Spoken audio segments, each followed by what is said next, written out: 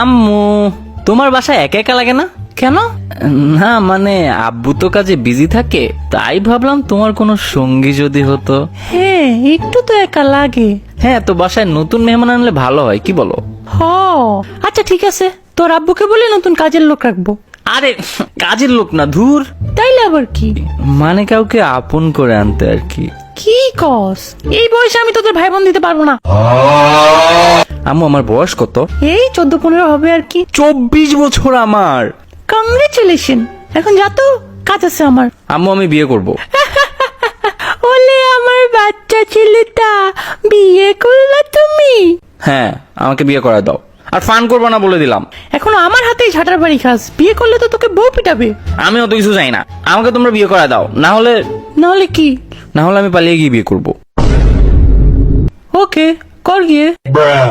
মানে কি? হ্যাঁ, যা। আমি পালিয়ে বিয়ে করলে তোমাদের কিছু যায় আসে না?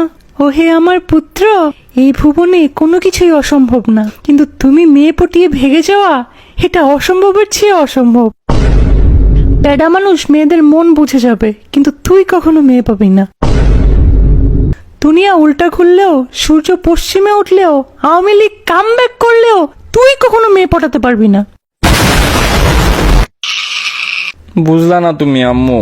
সবই বুঝি। কচু বুঝো।